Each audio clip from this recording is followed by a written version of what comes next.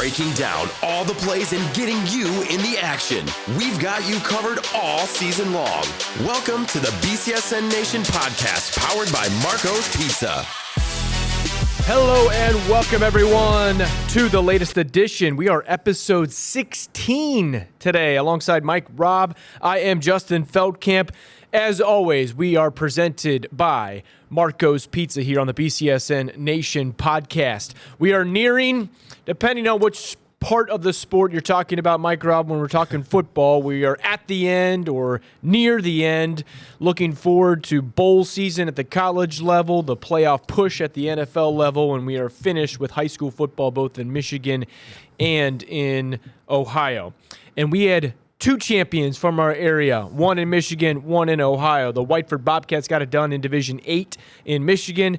The Central Catholic Fighting Irish got it done in Division 2 in Ohio. So, with Central Catholic taking down Akron Hoban 28-21 in Canton this past Thursday night, where do you want to start with this one? You know, you got to start with congratulations. For a great season to go 15-0. And I made a mention, I got to find the clip, from Game Day Nation after week one, after they lost the Eds. I sat there at that desk and looked in the camera and said, I don't think they're going to lose another game. Yeah. Because of how tough that they played the D1 state champs who ended up going back-to-back and doing it again, and I thought that showed a lot of grit and toughness. But I think this team was built by design of the offensive line. They're so big and physical up front. And they laid their bodies on those guys. They couldn't get the points in the second half, but they came out starting fast. And offensively, again, this team went where the O-line went. So you credit Bankston and Nav and those guys. Correct me if I'm wrong, that offensive line, maybe even all of them are juniors. Yes. So they're coming back. And in that class there, they have, I want to say, 8 guys in that junior class that will be seniors that is 6'4", maybe 260 now, plus. So think about that. They got 8 guys that is that big coming right back. So if they can figure out things in the backfield, replace Edmonds, you got to, Braswell's been a guy, and you got to replace Tywan Clark. You got a few guys that's vying for that job. They could definitely make their way back because everything goes through the trenches. Yeah, I think that's a very valid point. And, in the years of covering Central Catholic, they'll find the playmakers. They'll find the skill position players because they lost a lot of playmakers from the 2021 Central Catholic team, and they replaced them, and roles were amplified and intensified, and they came through in a big way. Some of the things that I take away from that game, big lead, and how important that was from the get-go, going up 21-0, 14-0 quickly, and then 21-0 eventually. Braden All's 92-yard interception return to extend that lead. And then also the touchdown at the end of the first half, right before the end of that first half, and how important that was because Central Catholic didn't score a single point in the second half. And Coach Dempsey told us afterwards when we were doing interviews there on the field that he was getting a little cautious and a little worried for his own sake because he thought that he was leaning toward coaching not to lose as opposed to coaching to win. And you saw that deficit for Akron Hoban gets shorter and shorter and tighter and tighter and tighter, and it got a little dicey there when at one point you're up 28-7. You're like, hey, let's lock this sucker down. Yeah, and I agree with that. Dempsey definitely didn't go out there trying to attack in that second half. They're just trying to milk the clock, which I think was the right idea.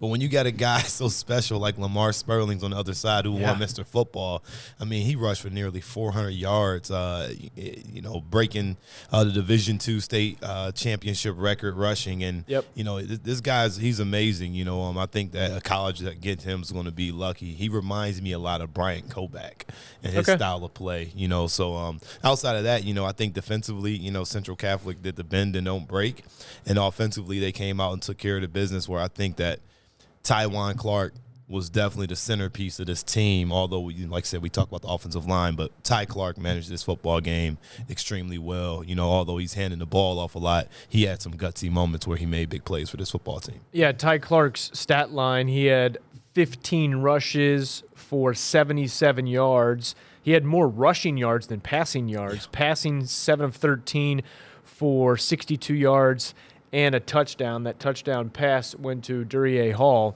And then on the other side, you talked about 𝗦𝗫𝗀.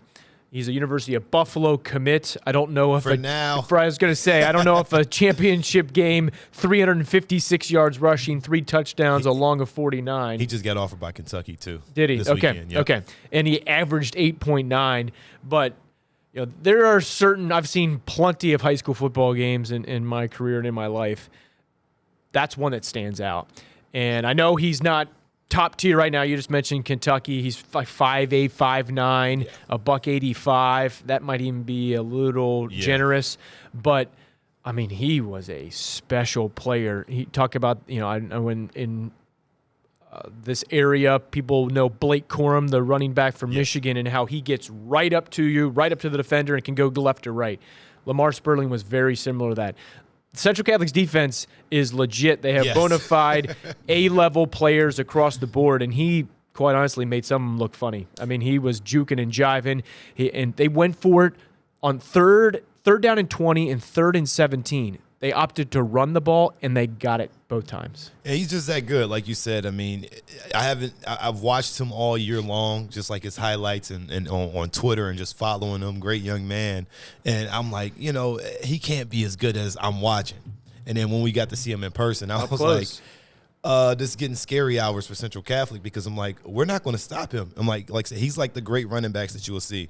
The greats, they get going, and then they get going and going and going. So by the time the fourth quarter comes, these guys are charged up and they're ready to be a battering ram, get going. And again, Central Catholic had that out of Mike Warren. He was that kind of a running back. Yep. You give him enough carries, he's going to just beat you down. And I got afraid for a second for Central, because Lamar was just heating up. But again, offensively, they couldn't get the ball out. They weren't passing the ball. And I think that really hurt them, being very one-dimensional. Although Lamar, you can do a lot of things through him, you still got to lean on your quarterback to open it up, because I think the defense had their eyes all over him towards the end of that fourth quarter. Yeah, 𝗬𝗍 Long, the quarterback for Hoban, just 2 of 8 passing, 2 interceptions. When they were down and they had to pass to kill the clock for incompletions, and they were running out of timeouts, I mean, they couldn't rely on him. They could not rely on him. And then if you hand the ball off, Sperling's got to get out of bounds to stop the clock, and that's easier said than done.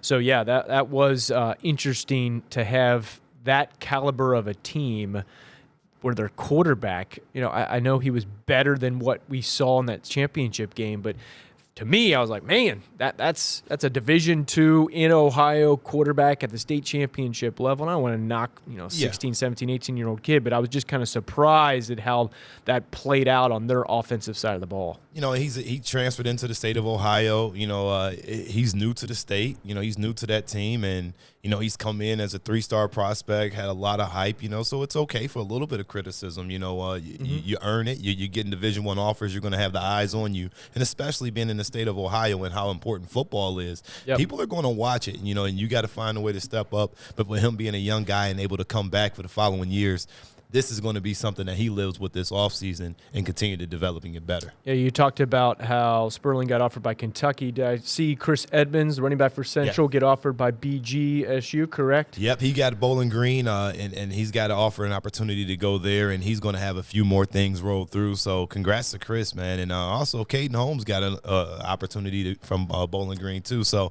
Bowling Green is starting to come around. I'm liking it. Yeah, with Fremont Ross's quarterback, Caden Holmes, I'm curious where he would be playing, because I know he plays defensive back as well. I'd imagine that's probably the side of the ball, maybe. He can play wide receiver extremely well. He could play DB. He could play QB. I would like them to bring him in as a quarterback and see where he fits. Yeah. And then if not, he's just as talented enough to be able to adjust. So it will be interesting to see how they use him. I think he's one of those, Swiss Army knives that you like to have in the program, because you might have him at receiver, and then he might be able to sit back and, catch a bubble screen and throw it for 50 yards down the field. He's kind of like that shiny toy that you like to utilize and be a big difference maker in a second quarter or third quarter when you need him to come through on a big play. So that is good to see. BGSU and UT both getting the 419 Northwest Ohio, Southeast Michigan talent. All right, let's talk about Whiteford as well. They came through an undefeated season, 14-0. 𝗬𝗍, Mr. Everything, newly named Division 7/8 State Player of the Year in Michigan. He's all everything at Whiteford, the career passing, single season, most games played, plays both ways. He was fantastic. Game-winning touchdown in the final moments in their game inside Detroit's Ford Field. It's such a cool experience for them to play in an indoor NFL environment. And the morning after Thanksgiving, Whiteford got it done. They are champions for the second time. They did it in 2017, did it in 2022. And it's great. Like I said, we talked about 𝗬𝗍 all season long. You know, you said this team follows him, you know, and it definitely did, and deservingly so. Obviously, being the player of the year is a huge honor, you know, but you also got to credit his teammates, you know, who aren't going to get these honors and who won't get the shine. You know, a lot of those guys, you know, did the dirty work for him to be able to shine and make it. And you know, 𝗬𝗍's not the kind of kid that takes this to the head and be very egotistical. You know, he had to start as a freshman and work his way up, so it's well earned and deserved. But you know, it's really cool to see this kid and this program, you know, get this championship. You know, you got a head coach that had to fill in and step up from a legendary high school head coach, but you know, they don't miss a beat out there at Whiteford, and I'm really proud of them to bring back that championship because they needed it, they deserved it, and 𝗬𝗍 was clearly one of the top football players I've seen all season long. And that was another great championship game. Came down to the fourth quarter, and Todd Teakin, you mentioned, such a great coach, coming in for Jason Mensing. You got guys like 𝗦𝗫, you got 𝗬𝗫 back there. A lot of those guys, Division 8, smaller program, have to go both ways, and they left it all out there. Saw some blood on some arms out there and just sweat coming down. It was just a good, hard-earned, the way a championship game should be played and should be earned and should be won, and that's definitely what Whiteford did. I saw that a couple Hillsdale for 𝗬𝗍, Air Force as well, so there could be a next-level opportunity for him, and of course, 𝗬𝗍, very deserving. I just put his name on our BCSN honors candidate list as we progress toward the rest of the academic school year. We'll have that BCSN honors in June, so don't be surprised to see Central Catholic and Whiteford, 2 state champions, on that list. All right, let's talk college football now. Another championship game inside of Detroit's Ford Field. Toledo taking on Ohio in the MAC championship game. The Rockets get it done, also winning for the second time. 2017, in recent years under Kando, I should say. 2017, and then again in 2022, just like Whiteford, actually. And they take down Ohio 17-7, final score there. Low-scoring game, defensive game, but any way you can win a championship is fine by any type of UT fan, and they got it done. You know, and absolutely. I think it's fine by any fan. I feel like there's a little shade right there, Justin. Any fan to take a championship. You would have loved to take it if it was a 1-point lead. 8-7. I was there with the family, decked out in OU gear. I know I live and work in Toledo, but I got my alma mater pride, and we took the family up there.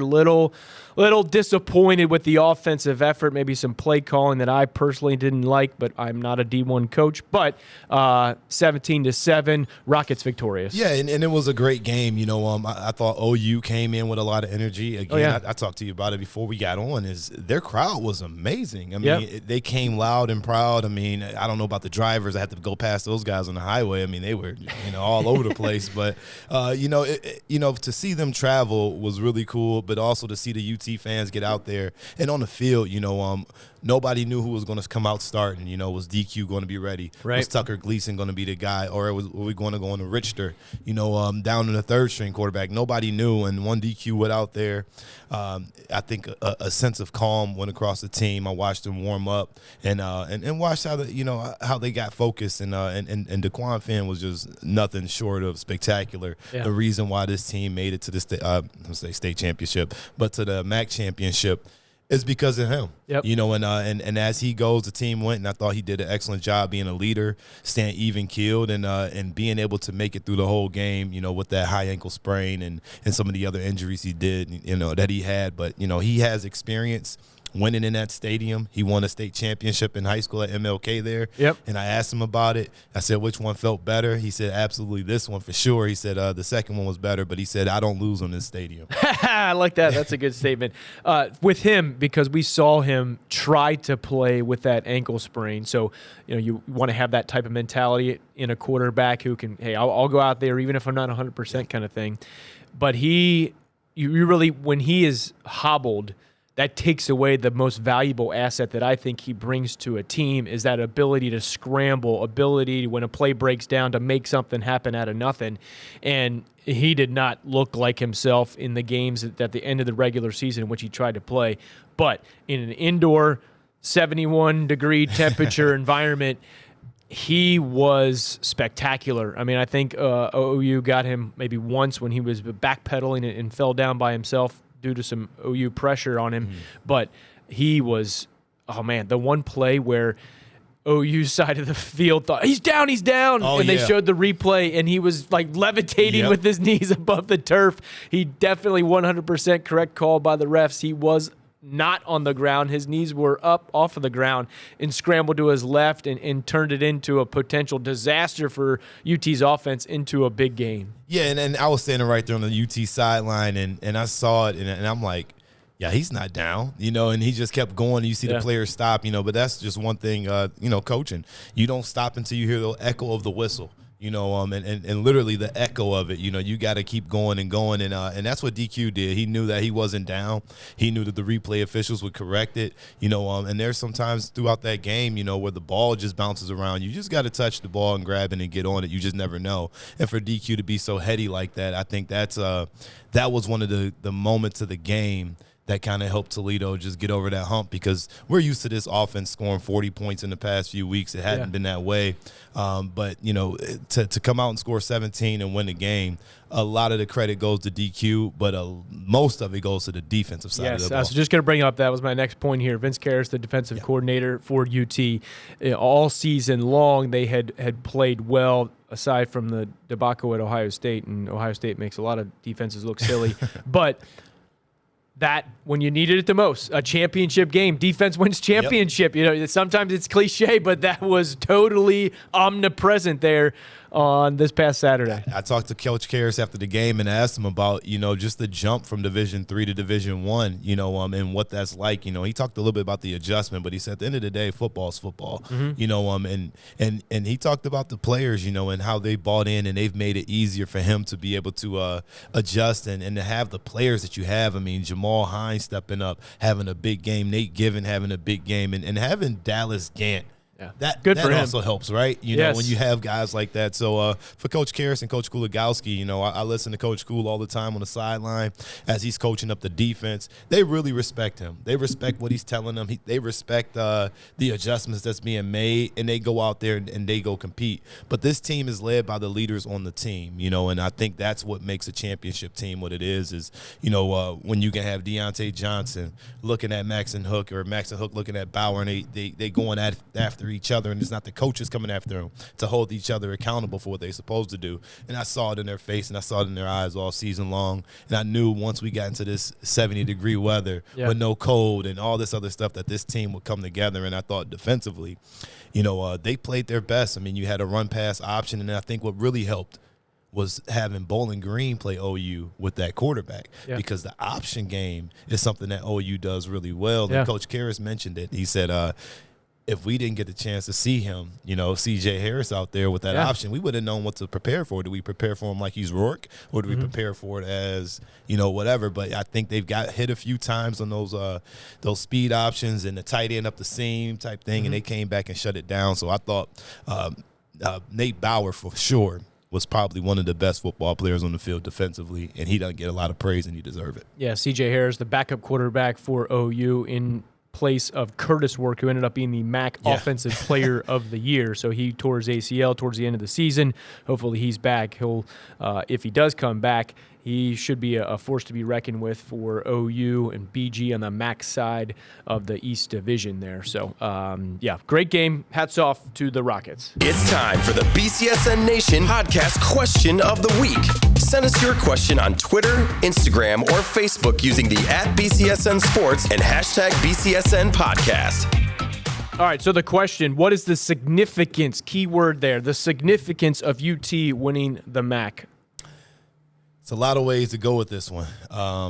It's significant in a few. The first one is for AD Brian Blair.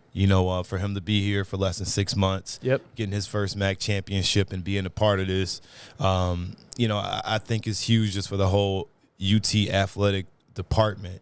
For Coach Candle to get 2 MAC championships puts him in rare air. He's going to be a Hall of Famer here at the University of Toledo. Now he's cemented as that. He'll go down as a legendary coach. And for him and his staff, it's got to be a breath of fresh air as well. So I think just for the way that the season ended and for them to get it like that, get it done like that, it just cures all. That just shows you how much winning does for you. You win a game, everything else kind of goes away. And I think we'll see Coach Candle get a contract extension here. Yeah, so they were 7-5 entering this game, so they're now 8-5 with that victory. This is a little different than the 2017 MAC title for a few reasons. One, that was early in his tenure, so a lot of those players were a part of the head coaching tenure of Matt Campbell before he departed to Iowa State. So these are all Candle's guys, so to speak. I'm not sure how many NFL guys are going to be on this team. I know we had quite a few from that 2017. You had Mike Roberts, a tight end. You had Logan Woodside. Cody Thompson was on that team. Who else was on that team? I'm trying. Elijah Nkansa. Did you mention him? Was Ola on that team? Ola. Yep. Ola was there. You had Kareem Hunt. Yep. No, Kareem wasn't on that. That was Terry Swanson. Okay. At running back. But, you had a lot of different guys, and we'll draw back to them. But, the difference from the first time to this time, I think Coach Candle, he guided that team to get them over the hump, but now this is his group. Like you said, these is all his recruits. This is his staff, and after a staff change, he made a lot of things happen. So I think this one's a lot more significant to Coach Candle's, coaching, career. Yeah, much is expected of a head coach who's the highest paid coach in the Mid-American Conference, making north of $1 million a year. So any constructive criticism or just straight up criticism, that's fair in college football, even at the group of 5 level. When you're paid that much, when you have the recruiting class after recruiting class after recruiting class that is ranked either 1 or 2 in the MAC for successive years, you better be winning football games. And in some cases, there's BUT fans out there saying you better be winning more than 7 games in a regular season type of thing, or having a better record than 5-3 within your conference schedule. But they showed up, they played, they got it done. They move on now to the bowl game, which is going to be against Liberty University, the roofclaim.com Boca Raton Bowl. That's going to be a Tuesday, December 20th game, kickoff at 7:30 on ESPN. So what are you looking forward to in this one, going against the Flames in a bowl game, a place that Coach Candle doesn't have the best record. He won his game at Boca in the rain when he was named the head coach just 3 weeks prior when Matt Campbell did depart. He got it done at the end of 2015, in December of 2015. Yeah, and it's it's a homecoming for Coach Candle. I know how bad that for this program that they want to get a bowl victory. It's one of the goals that they've had circled, since the Boca Bowl. A lot of the former players, we talk to, they always talk about, we won MAC championship, we've won the games, we beat our rivals, but we never got that bowl ring. We never got that, so I know this is on the back of the minds for a lot of the football players in this program to go get it. But as you look at Liberty, obviously Hugh Freeze moves on to Auburn, taking that job, and you got Coach Chadwell taking over from Charleston Southern. He was at Coastal Carolina. He was at Charleston Southern first, and then he went to Coastal Carolina. And he's had an impressive record. He went 31-6 over the past 3 years at Coastal Carolina, making him a perennial powerhouse. And at Charleston Southern, he was pretty good. But this is this is a a Christian coach. You know, he wanted to leave Coastal Carolina because he wanted to go to Liberty because it was a Christian university, and faith matters. You know, and for a guy like that, he believes in what he does. He's a quarterback-centric kind of offense, and this is going to be tough. You know, I know in the news, you know, the running back for the Flames just got detained for some type of a reason, so they may have some stuff going on in that program, and it's going to be tough for him to win this bowl game. But we'll see how fast Coach Chadwell can, you know, work this group in, and for Coach Candle and them, they're going to just have to watch Coastal Carolina film to see what, you know, kind of offense you're going to get. So, you know, you can't take them lightly, and I think it's just got to be a business trip. Yeah, you won the MAC championship, but you want to finish the season off with a win. Yeah, it's always interesting when you have a coaching change in the month of December with a team who is bowl eligible and what it will look like. Does that new coach just focus on hiring his own staff and then recruiting the guys that were under the previous coaching recruiting list, or going to get additional guys and then letting the interim coach or the former defensive coordinator, offensive coordinator who doesn't go where the new coach is going, or the old coach going to the new place? So there's so many moving parts and variables. You do feel bad for the student athletes, the players on those types of teams at this point in the season, but that kind of is just part of college football right now. But from speaking for some firsthand knowledge, so prior to my arrival here in Toledo, I did cover the Liberty Flames in Virginia, working in the Lynchburg and Roanoke television market. And to go from where Liberty was, an FCS level program, their founder, Jerry Falwell, the university founder, wanted to be on the big scale, the big stage of athletics. And they are doing just that. They had a transfer quarterback a couple years ago. Malik, their quarterback, now got drafted to the Tennessee Titans. I know what you're talking about. So that element, their stadium, Williams Stadium, looked like, I wouldn't say a glorified high school stadium, but, you know, bleacher seats everywhere, smaller side on the opponent's side, didn't have a large press box. Now it is a full-blown Division I stadium. They have indoor facility. They have the weight room. They got all of that. They paid their now former head coach, Hugh Freeze, $5 million a year. The coaches prior to that were not making anywhere close to that. So they have arrived in many aspects as a team and a program on the rise. The time in which UT is catching them during this coaching transition, and they lost a number of games because it was rumored and turned out to be true that Hugh Freeze was talking to Auburn in that time. So players know that, players hear that, and you maybe lose a little bit of your mojo and your intensity to play for a coach and a coaching staff who are going to say bye-bye to you here in a few weeks. So they were going down, but this is a team that beat Arkansas. This is a team who had gotten some significant wins, and they got some premier talent as well. As I mentioned, a quarterback a couple years ago getting drafted in the NFL. So it's going to be a good game. We'll leave you with this in regards to the UT aspect. We'll get to BGSU's bowl game here in just a second, but 13 consecutive seasons, UT has been bowl eligible, the longest streak in the MAC. That is definitely significant. Yeah, you got to shout out to the Rockets for getting over that hump year after year. Making their team eligible. But it's the standard here in Toledo. Everybody knows it. Toledo is not a surprise. The only surprise you'll see out of Toledo is if they're ever ranked at the bottom of the MAC. Preseason poll. They're always a top 3 team in the polls. They're always expected. You see Toledo coming, and they're that team that you circle on the schedule year after year, knowing, hey, we beat Toledo, we can make our season. So they always got a bullseye on their back. So to be able to be 13 games deep in bowl games is impressive. Again, getting there is important, but you do want to get the win. So I know that they're itching. They're trying to scratch that itch right there. Yeah, and you talk about a target on the back of UT. BGSU saw that target knocked off the Rockets in a fantastic all-time Battle of I-75 clash inside the Glass Bowl a few weeks ago. They are in the bowl situation as well. They're taking on New Mexico State in the Quick Lane Bowl. That is in Detroit, where UT just played. That bowl game for BG is going to be on December 26th, the day after Christmas, at 2:30 p.m., also on ESPN. And that's a big step forward for Coach Loeffler, this coaching staff, and this program. Yeah, I mean, big hats off to Bowling Green. You know, it feels weird saying that, by the way. Yeah. But no, I'm just kidding. No, but no, you know, I'm really proud of Bowling Green and what they've done, you know, this season. For a while, Coach Loeffler was, you know, hanging in the balance for a little bit, you know, trying to figure out what he was going to do with his program, how he's going to get these guys over the hump. And you got local guys that's stepping up. Hashan Wimberly, you know, Cade Zimmerly, obviously not too much this year, but previous years. I think that re-energization.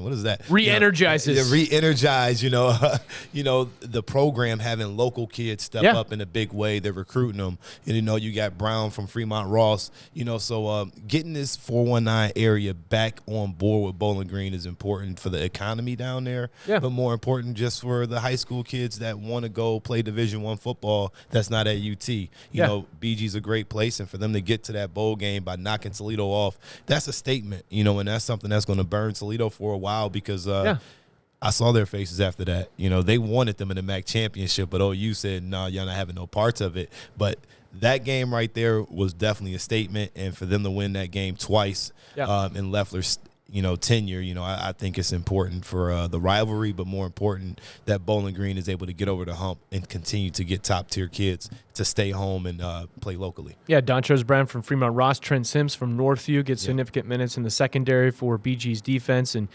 without having the game notes right in front of me, I believe it was 11 of 12 that UT had beaten BG, but in the last 4 years, all under Coach Loeffler, 2-2.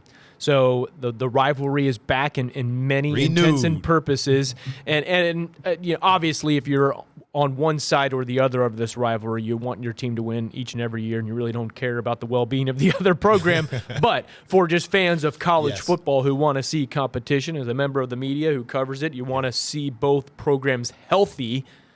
I would also like to see the game be played on a Saturday. Yes. But no more Tuesdays. Yeah, and when it's not 31 to 41 degrees out. But it's good to see the programs elevating. And for Coach Loeffler, in many respects, we were talking about at the UTBG pregame show on BCSN, is Coach Loeffler on the hot seat. And we really much, all of us said, including Matt Kriegel, who's a BGSU alum, and Coach 𝗏𝗏, also a BGSU alum, in the sense of, this is the time to prove it kind of thing. And they did. They got 6-6. They have a chance for a winning record if they can win their bowl game against New Mexico State. But this was kind of a, okay, all right, you've proved it kind of thing in my estimation. Now, don't get me wrong. You go lay an egg next year, you know, you're right back on the hot seat. But to have a plan for Coach Loeffler, to follow through with that plan, and then to meet the benchmarks. I think in any job, whether you're a head coach or you're in accounting or you're in TV or whatever the case may be, you have goals, aspirations, stuff you want to accomplish as you set out to improve your career.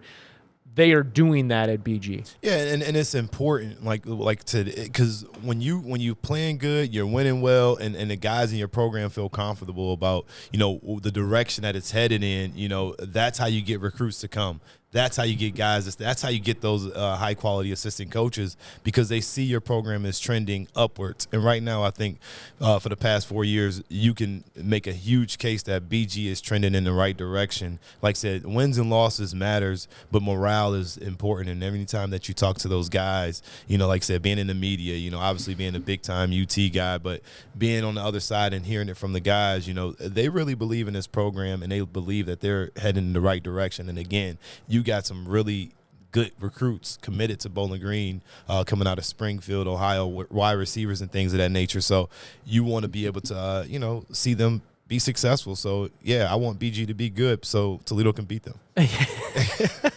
Meaningful football. I said it when we were doing a live shot during OU's game. It was BG at OU, the last regular season game for BG. Meaningful football in the month of November, and we had both the Rockets and the Falcons doing just that. Yeah, and again, I like Bowling Green, and I like to say that again because they could be so good.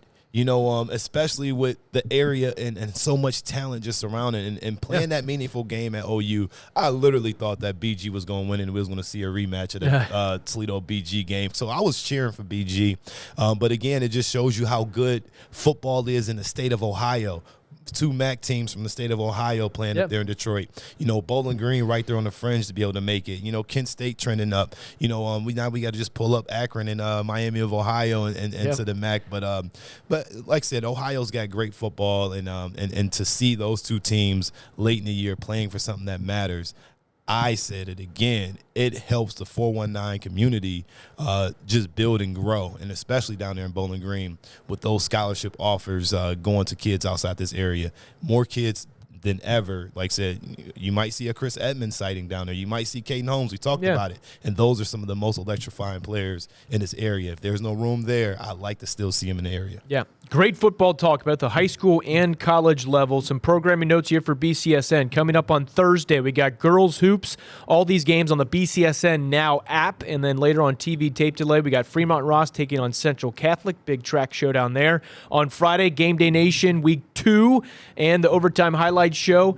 On Friday, December 9th, the game of the week, Northview at Perrysburg. We also got Lima Senior Whitmer, Findlay taking on St. John's, Lake at Rossford, Scott at Rogers.